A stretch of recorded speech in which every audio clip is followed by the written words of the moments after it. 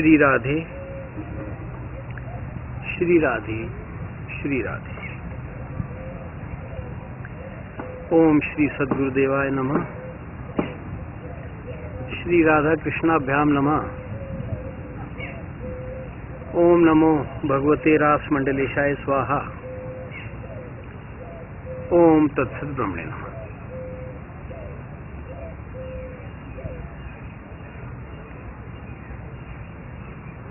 अखंड मंडलाकारं व्याप्तं येन चराचरं तत्पदं दर्शितं येन तस्मै श्री गुरुवे नमः। अज्ञानतिमिरान्धस्य ज्ञानाञ्जनशलाकया चक्षुरुन्मीलितं येन तस्मै श्री गुरुवे नमः।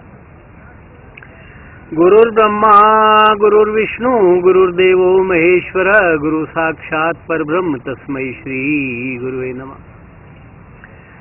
वंशी विभूषित करान्नव नीरदाभात् पीतांबरादरुण बिंब फलादरोष्ठात् पूर्णेन्दु सुंदर मुखाद अरविंद नेत्रात् कृष्णात् परम किमपि तत्त्वमां न जाने। वसुदेव सुतं देवं कंस चाणूरमर्दनं देवकी परमानंदं कृष्णं वंदे जगद्गुरुं। त्वमेव माता च पिता त्वमेव बन्धुश्च सखा त्वमेव सेव्यश्च गुरुस्त्वमेव सर्वं मम देव। मन्मना भव मद्भक्तो मद्याजी मां नमस्कुरु मामे वैश्यसि सत्यं ते प्रतिजाने प्रियोऽसि मे। सर्वधर्मान् परित्यज्य मामेकं शरणं व्रज अहं त्वा सर्वपापेभ्यो मोक्षयिष्यामि मा शुच। बहूनां जन्मनामन्ते ज्ञानवान् मां प्रपद्यते वासुदेवः सर्वमिति स महात्मा सुदुर्लभः। यो मां पश्यति सर्वत्र सर्वं च मयि पश्यति तस्याहं न प्रणश्यामि स च मे न प्रणश्यति।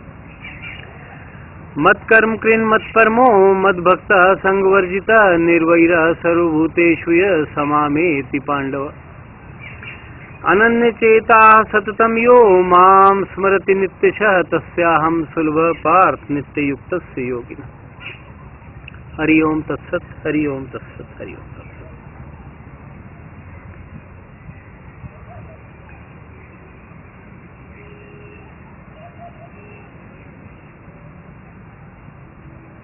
इस वक्तव्य का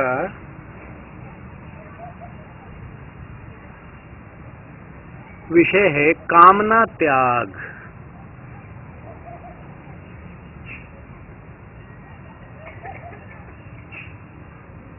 बहुत महत्वपूर्ण है। अब बार बार तो कहना नहीं बनता, सारे विषय महत्वपूर्ण हैं। समग्रता में भगवान कृपा करते हैं।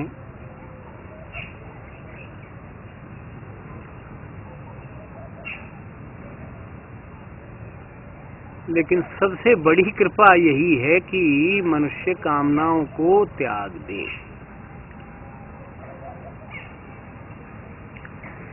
श्री सद्गुरुदेव का वचन है,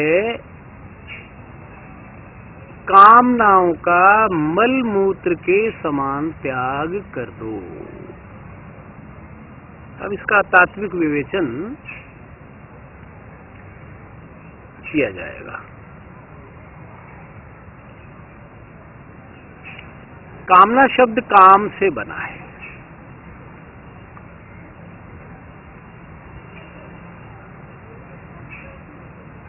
अर्जुन ने पूछा है गीता में कि जानबूझकर भी मनुष्य पाप क्यों करता है। तो भगवान ने काम को नित्य वैरी कहा है। ये जीव का नित्य वैरी है ये काम। और भगवान नहीं दिख रहे, नहीं मिल रहे, प्राप्ति नहीं हो रही, इसका भी मूल कारण काम ही है। काम का पर्दा पड़ा हुआ है। काम शब्द बहुत विशाल है। लगभग सभी कामनाएं इसी में आ जाती हैं। काम से ही कामना का प्रादुर्भाव हुआ है। तो पर्याय ही है। ये बात अलग है कि स्त्री पुरुषों की जो परस्पर आकर्षण की भावना है और उसके फलस्वरूप जो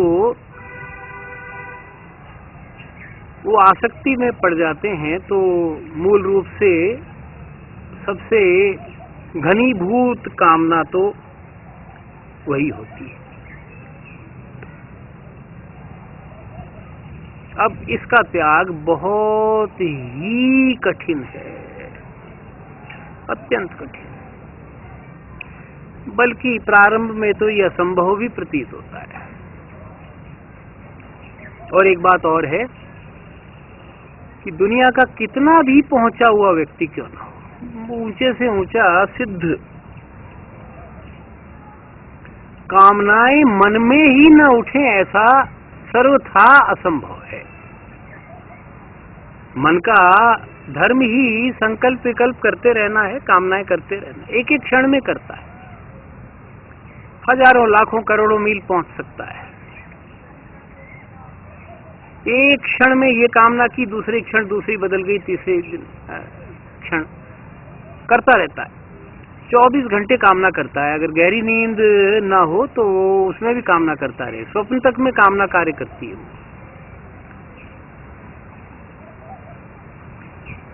केवल तुरीय अवस्था में कामना नहीं होती, यानी समाधि अवस्था। चलो उन अवस्थाओं का फिर कभी वर्णन करेंगे। अभी मूल विषय हमारा कामना त्याग है। तो कामना का संपूर्णतया त्याग होना असंभव। कोई कहे कि अपार जल राशि हो, हवा भी चल रही हो और उस समुद्र में या उस जल राशि में, जलाशय में तरंगे न उठें, लहरें नहीं उठें, ये हो ही नहीं सकता। हाँ, भगवान तो सब कुछ कर सकते हैं, जल को स्तंभित कर दें, उनकी बात ही नहीं हो रही, संसार की और जीवों की बात हो रही है। और मैंने बताया जो बड़े बड़े भगवान के अवतार, अष्टावक्र जी, साफ कह दिया जनक जी को, कामना छोड़ो, सुखी हो जाओ। एकमात्र दुख का मूल कामना ही है। हम जो 84 के फंदे में पड़े हुए हैं, कामना ही है। अगर एक वाक्य में कोई पूछे कि जन्म किसके होते हैं, तो एक वाक्य में उत्तर है कि कामना के ही जन्म होते हैं। योग वासिष्ठ में लीलापूर्वक भगवान श्री कृष्ण तो त्रिलोकीनाथ हैं, उनका और वशिष्ठ जी का संवाद है। तो उनसे वशिष्ठ जी कह रहे हैं कि मन के ही जन्म है, ये सारा संसार मन का ही है, मना कल्पित है, इंद्रिय गोचर। तो कामना का त्याग हो गया तो उस समय तो समझिए कि वहीं का वहीं वो साक्षात मुक्त हो गया, वो तो विधेय हो गया, वो तो मोक्ष हो गया, उसका तो मुक्ति होगी, कैवल्य पद प्राप्त कर लिया, निर्वाण हो गया। कामना तो उठेगी। अब आप कितना भी जोर लगाइए, ज्यादा उठेंगी, भक्त को तो और ज्यादा सताएंगी, क्योंकि उसकी पकाई करनी है। घड़ा बन रहा होता है तो उसकी पकाई जब होती है तो ये नहीं मानना चाहिए। कई बार साधक सोचते हैं भगवान मेरी खूब पिटाई कर रहे हैं, माया के हाथ पिटवा रहे हैं मुझे, मैं ही मिलाऊं शायद इनको, तो मुझे दंडित क्यों किया जा रहा है। तो ध्यान रखो, भगवान कभी किसी को दंडित नहीं करते, कभी किसी को पीड़ा नहीं देते, सामर्थ्य ही नहीं है। भगवान और संतों की तो प्रेम के सिवा, कृपा के सिवा कुछ करने की सामर्थ्य ही नहीं है। जो कुछ मोल लेता है वो मनुष्य अपनी कामनाओं के कारण मोल लेता है, मन के कारण मोल लेता है। माया भी कष्ट नहीं देती है अनावश्यक, तो ना तो दंडित किया जा रहा है, ना परीक्षा ली जा रही है। तो कुंभकार मटका बना रहा है तो ना तो वो मटके को दंड दे रहा है, ना उसकी परीक्षा ले रहा है, पकाई करवा रहा है।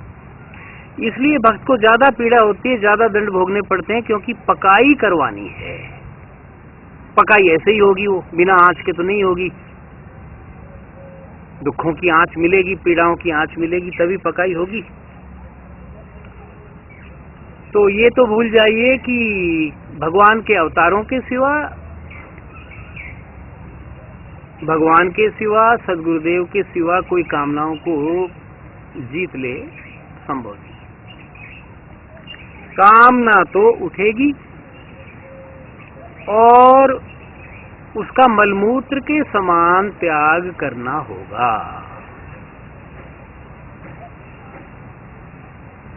ध्यान रखिए, ज्यादातर लोग ये सोचते रहते हैं कि कामना शून्य हो जाए। वो आजकल मेडिटेशन हो रहा है, बड़ा भारी नाटक है। अरे भाई, तुम सीधे बैठ गए या सीधे लेट गए, 5 मिनट मेडिटेशन किया, 6 मिनट, उसमें भी ध्यान नहीं लगता है पूरी तरह। आप शून्य नहीं कर सकते, अपने मन को शून्य अवस्था में नहीं ला सकते हो, निर्विचार नहीं बना पाओगे। फिर जैसे ही मेडिटेशन से खड़े हुए तो उसका आक्रमण फिर हो गया, तो वो इलाज नहीं। बहुत सोच समझ करके शोध इस दास ने भी किया है और उससे पहले करोड़ों संतों का भी यही है। इलाज तो चरणों में पड़े रहना ही होगा। कातर पुकार लगाओ तो कामनाओं से बच सकते हो। गिड़गिड़ाना पड़ेगा, याचना करनी पड़ेगी। जैसे कभी हम माया मांगने के लिए भगवान के आगे गिड़गिड़ाए थे, रोज ही गिड़गिड़ाते हैं। पैसा दे दे, पैसा दे दिया तो मकान बनवा दे, मकान बनवा दे तो अब बच्चे भी हो जाएं, बच्चे भी हो गए तो अभी शादी हो जाए इनकी, फिर इनकी नौकरी भी लग जाए, फिर पोते भी हो जाए। इसका कहीं अंत नहीं है। तो निष्काम भक्ति योग इसीलिए है, कामना न करो, निष्काम हो जाओ, ताकि भगवान में एकाग्र हो सको। नहीं तो हो नहीं पाओगे, वो कामनाएं पीछा करेंगी।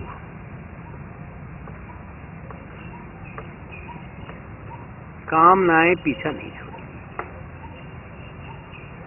कामनाएं छूट गई तो मैंने बताया फिर तो सारा काम बैठे बिठाए हो गया, वो नहीं छूट सकता। अब किसी विरले की छूट जाए तो बहुत ही अच्छी बात है। कामना छूट गई, इससे अच्छा क्या हो सकता है। मामला ही सारा पूर्णता की ओर पहुंच गया। अब करें क्या, फिर कामना छूट नहीं सकती। फिर गुरुदेव कह रहे हैं कि इसका त्याग कर दो। तो गौर से उनके वचनों पर जाओ, मलमूत्र के समान त्याग कर दो।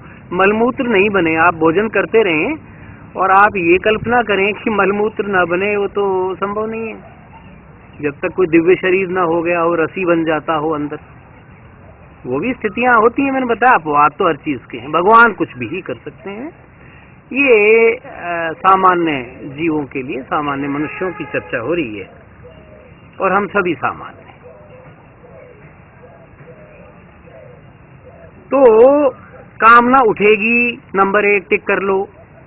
ये कभी नहीं रुकेगी, टिक कर लो।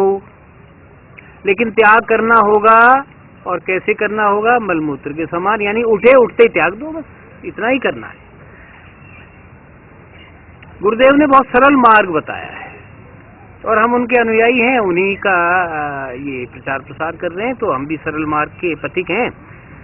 मेरा तो शोध ही यही रहा है। पिछले कई वर्षों से मैं यही सोचता रहा कि घर में रहते हुए बहुत सरल तरीके से भगवत प्राप्ति कैसे हो सकती है। वन में आजकल जा नहीं सकते, उतनी बड़ी सिद्धियां अर्जन करने के लिए योग लायक शरीर बुद्धि रहा नहीं। तो घर में रहकर सहज रूप से भगवान की प्राप्ति कैसे हो, ये शोध का मेरा विषय रहा है कई वर्षों से। और मैं इस निष्कर्ष पर पहुंचा हूं कि सरलता से अगर भगवत प्राप्ति करनी है तो जैसे जैसे कामना उठे बस उसको आप हटाते जाइए। एक कामनाओं की लिस्ट बना लीजिए। पहले से हैं, कुछ पहले से हैं, सबके मन में है। कितना भी बड़ा भाषण करता हो, भगवान की रात दिन बातें करें, अंदर देखता है वो। मन एव मनुष्याणाम कारणम बंध मोक्षयोः। मन ही मनुष्यों के बंधन मोक्ष का कारण है। मन, ऊपर से कहने से कुछ नहीं होगा। रात दिन गीता रामायण पढ़ो, कुछ नहीं होगा। मन में कामना रह गई, जन्म होगा। भगवान नहीं मिलेंगे, इसीलिए नहीं मिल रहे। लोग कहते हैं साहब इतना करते हैं, अरे कुछ नहीं करते हो यार, कामना हटाते नहीं हो। कामना हटा दो, फिर कुछ भी मत करो। तो अंदर बसा हुआ है मेरा रोग ठीक हो जाए, मेरे पास पैसा आ जाए, मेरे बच्चे का विवाह हो जाए, मेरा मकान बन जाए, मेरा रुका हुआ कोई सरकारी है तो कोई पैसा अटका हुआ पेंशन का है किसी का है वो आ जाए। अंदर बसा हुआ है, और जब तक बसा हुआ है कृष्ण बसा हुआ नहीं है, अनन्य चेता हो नहीं पाओगे। जो अनन्यता, इससे पहले मैंने विषय आज ही लिया है।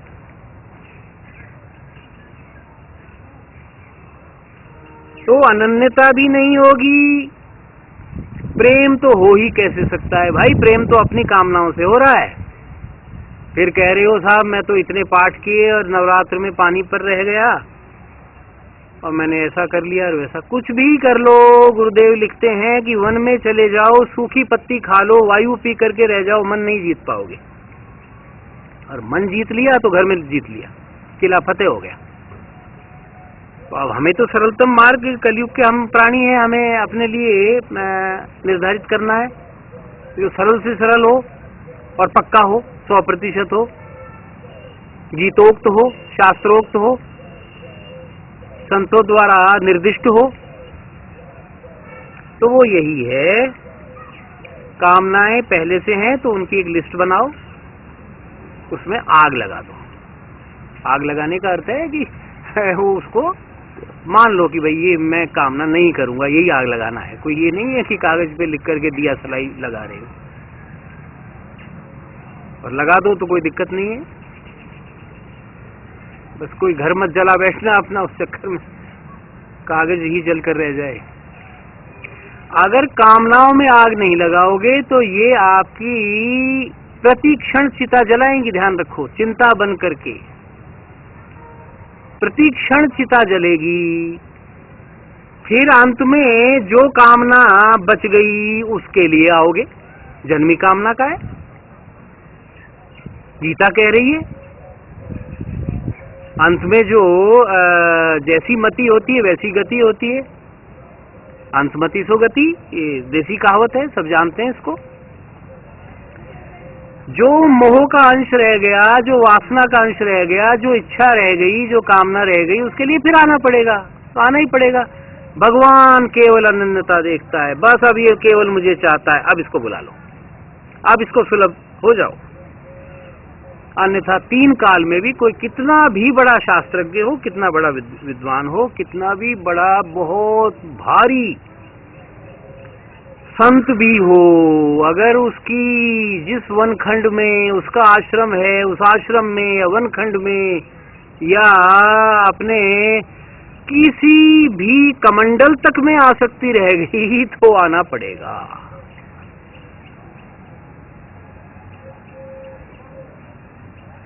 सब आसक्तियों का सुखदेव जी के समान त्याग, कोई लेना देना नहीं, वस्त्रों का ही पता नहीं। तो इतना बड़ा पद तो हम नहीं प्राप्त कर सकते, लेकिन ये तो कर सकते हैं कि कामना छोड़ दें घर रहते हुए।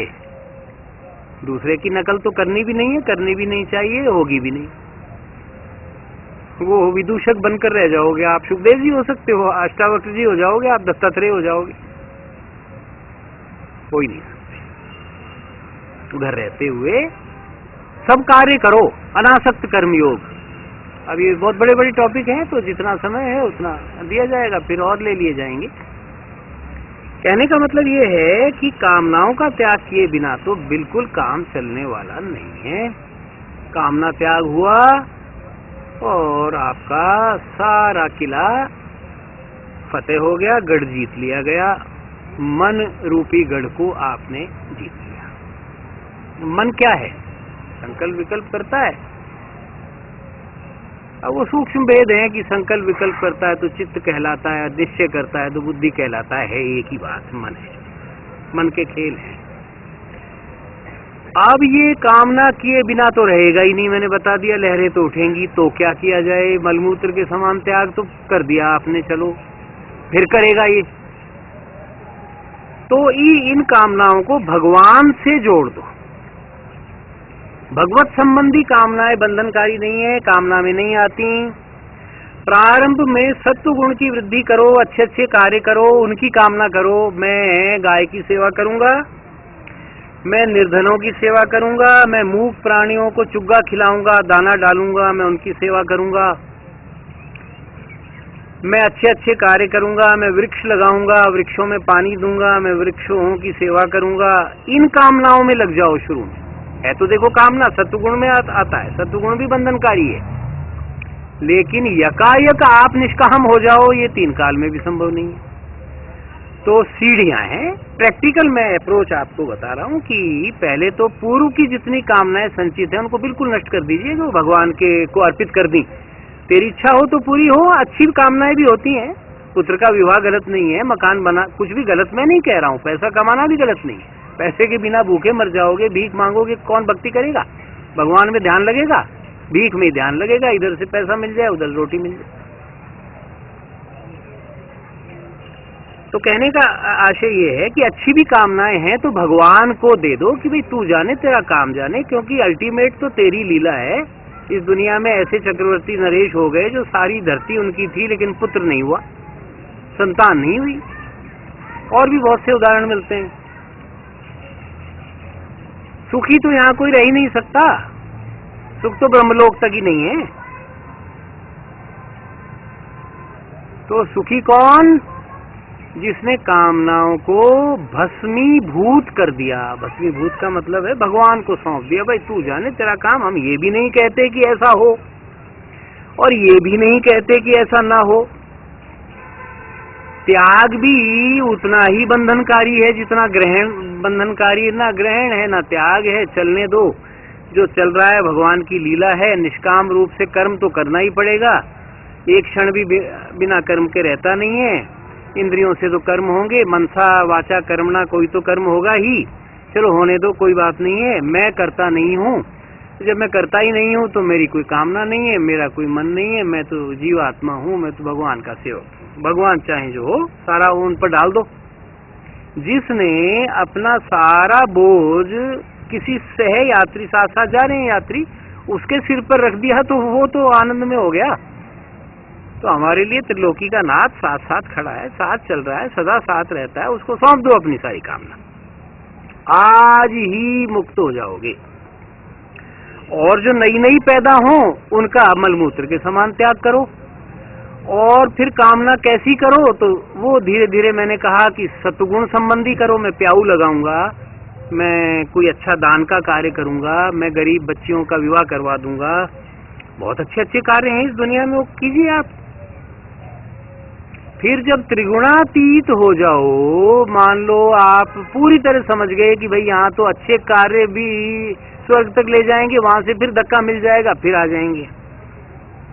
त्रिगुणातीत होने के लिए फिर आप भगवत संबंधी कामना करो। भगवत संबंधी कामना सत्वगुण में भी नहीं आती। भगवत संबंधी कामना कामना ही नहीं है। भगवान संबंधी कामना क्या होती है, अब ये विचारणीय है। तो भगवान संबंधी कामना है, मैं भगवान के लिए फूल ले जा रहा हूँ, मैं भगवान के चरणों में पड़ा रहूंगा, भगवान के चरणों से बहुत ही भारी सुगंधित शहद के समान मीठी रसधार प्रवाहित होती है, मैं उसका पान करूंगा, मैं उनके तलवे चाटूंगा। बहुत अच्छी कामना है।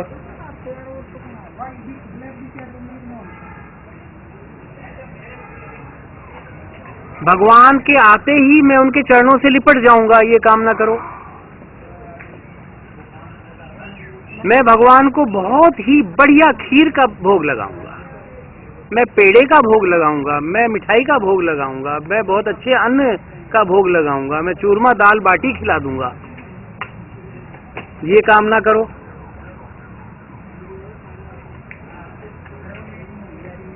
तो भगवत संबंधी कामना कामना नहीं है, वो करनी चाहिए, अवश्य करनी चाहिए। वो सभी कामनाओं से छुड़ाने वाली है, इसमें कोई दो राय नहीं है। तो ऐसी कामनाएं कामनाओं में नहीं आती हैं। कोई मूर्ख कहे कि ये भी तो कामना हुई, ये कामना नहीं है। क्योंकि आप अपने मन को विचारों से रहित, कामना से रहित कर ही नहीं सकते। आप ऊपर से 12 साल का मौन ले लें तो बोलता ही रहेगा। अतएव किसी भी कारण से भगवत संबंधी कामनाओं को, साधन संबंधी कामनाओं को कि मैं आज गीता का फला अध्याय पढ़ूंगा, आज मैं भागवत का अध्ययन करूंगा, आज मैं संकीर्तन करूंगा, आज मैं ध्यान लगाऊंगा, ये कामना नहीं है। ये करनी है और इनसे भगवत प्राप्ति होगी, इनसे आप अनासक्त हो जाओगे, इनसे निष्कामता बढ़ेगी, इनसे अनन्यता होगी। तो कामना नाश तो करना ही है। अब इसमें एक प्रसंग सुना दिया जाता है। एक कोई कथित रूप से कोई बहुत बड़ा व्यक्ति था, बहुत पैसा था, बड़ी प्रसिद्धि थी, लोग आगे पीछे घूमते थे। किन्हीं कारणों से उस स्थिति में न रहा, क्योंकि प्रारब्ध है, बदलता रहता है। आज कोई स्थिति है, कल कोई भी हो सकती है। बहुत नीचे गिर गया तो लगभग डिप्रेशन में चला गया, बहुत भारी अवसाद में, क्योंकि कामनाएं पर्वतों के समान थी। रोज के हिसाब से सोचता था इतना धन और आ जाए, आज मैं ये और कर लूं, वो और कर लूं, आज इतने लोगों का समर्थन मुझे प्राप्त है, कल और हो जाए, आदि आदि। बड़ा भारी दुख में पड़ गया। आसपास कोई फटकता नहीं था, पैसा रहा नहीं, दुख के सागर में डूब गया। क्योंकि कामनाएं तो अंत में यही करेंगी, कामना तो कभी पूरी हुई नहीं, वो इंद्र देवता की भी नहीं हो सकती, हमारी आपकी तो क्या होंगी। और जब नहीं होंगी तो बहुत ही ज्यादा घोर दुख होगा। और साधक नास्तिक भी हो जाता है, जो कामना करके सकाम भक्त होते हैं नास्तिक हो जाएंगे। पूरी हो गई तो बेल फैलेगी और होती चलेंगी। इसीलिए इनका तो मलमूत्र के समान त्याग उचित है, लेकिन वो नहीं कर पाया। तो एक बाबा के पास गया और कहा कि मेरे मन को शांति नहीं है, मेरी ये स्थिति है, कुछ बताओ। बाबा जी कुछ बोलते नहीं थे। उन्होंने कहा ठीक है मेरे पास रहे। तो आश्रम में रुकवा दिया उसको, कुछ भी नहीं बोले, उसको शांति भी मिली, वो रहने लगा। तो कोई 15-20 दिन में बड़ी भारी आंधी आई, बहुत भारी तूफान आया। तो बगीची थी आश्रम में, तो बहुत तहस नहस कर दिया, बहुत से वृक्ष टूट गए, सब महाविनाश हुआ। तो बाबा जी आ गए कि ले चल तेरा समाधान आज कर देंगे। साथ में लिया, बगीची में चले गए। कहा कि देख कौन कौन से पेड़ उखड़े। तो देखा पीपल का उखड़ गया, बड़ का उखड़ गया, जो बड़े बड़े वृक्ष थे वो उखड़ गए। झाड़ियों को देखा तो थोड़ा कम नुकसान हुआ। फिर कहा ये घास का कुछ बिगड़ा क्या? साहब घास का तो नहीं बिगड़ा, बस तो घास के समान हो जाओ। कामनाओं के जितने बड़े बड़े वृक्ष होंगे धराशायी होंगे, कितने बड़े महल होंगे ध्वस्त हो जाएंगे।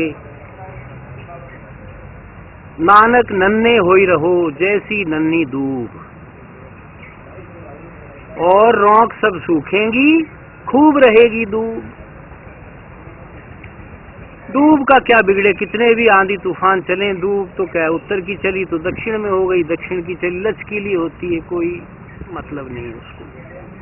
तो उसको समाधान मिल गया, उसी समय डिप्रेशन दूर हो गया, मन में शांति छा गई, प्रसन्न हो गया, घर चला गया। तो कहने का आशय ये है कि कामना से शून्य जितना जितना हो जाओगे सुखी हो जाओगे। पूरी तरह नहीं हो सकते तो भगवान से खूब कामनाएं लगाओ, खूब जम के लगाओ भगवान की। कैसे आज क्या करवा दें, आज स्नान करवाएंगे, खूब कामना करो। आज शयन करवाएंगे, आज भ्रमण करवाएंगे, आज पैर दबाएंगे, आज पंखा करेंगे, आज ऐसा करेंगे, आज वैसा, सब कोई दिक्कत नहीं है। रोज का भोज्य पदार्थ नियत कर लो। आज बाजरे की रोटी खिलाएंगे, आज मक्का की खिलाएंगे, आज जो है लड्डू खिलाएंगे, आज घेवर खिलाएंगे, बर्फी, कलाकंद, कुछ भी कामना करो। महीने में डूबे रहो, अन्य कामनाएं होंगी नहीं। जो हुई उनमें आपने आग लगा दी। जो और सांसारिक होती रहे, कोई कुछ कहेगा, दूसरे लोग भी कामना जगाते हैं, परिवार के कुछ कहेंगे, यार दोस्त कुछ कहेंगे, कान झाड़ दो। एक कान से सुनकर दूसरा निकालोगे तो अंदर तो कुछ प्रवेश करेगी, कान ही झाड़ दो। बुरा है कान झाड़ दो, बुरा दृश्य है आंख झाड़ दो, बुरा विचार आए मन झाड़ दो। इससे अच्छा झाड़ा नहीं लग सकता है, कोई मोर पंख के नहीं लगते। असली झाड़ा तो यही है। तो कामना त्याग के विषय में यत्किंचित प्रयास किया गया। काफी कठिन है, लेकिन अब मार्ग यही है, करना तो पड़ेगा, नहीं तो भगवत प्राप्ति नहीं। इन्हीं शब्दों के साथ इस वक्तव्य को विराम दिया जाता है। ओम सर्वे भवन्तु सुखिनः, सर्वे सन्तु निरामयाः, सर्वे भद्राणि पश्यन्तु, मां कश्चित् दुःख भाग् भवेत्। ओम शांति शांति शांति। एक वाक्य में बता दूं कि ये जो मैं बोल रहा हूँ, सर्वे भवन्तु सुखिनः, सर्वे सन्तु निरामयाः, सब सुखी हों, सब निरोग हों, सर्वे भद्राणि पश्यन्तु, सबको सद्बुद्धि मिले, अच्छी दिशा में सोचें, मां कश्चित् दुःख भाग् भवेत्, किसी को दुख ना हो। ये बहुत अच्छी कामना है, ये करनी है। ये निश्चित रूप से प्रेम संबंधी कामना है, ये सत्वगुण की भी नहीं है, ये प्रेम है। प्रेम यानी भगवान है, इससे बंधन नहीं होता है, ये करते रहना है। सर्वे में हम भी आगे, हम भी सुखी रहें। सुखी नहीं रहेंगे तो भक्ति नहीं होगी, लेकिन इसलिए सुखी नहीं रहें कि हम भोग भोगें, बस यही है। क्योंकि कामनाएं भोग के लिए होती, वो नहीं करनी है। श्री राधे श्री राधे श्री राधे।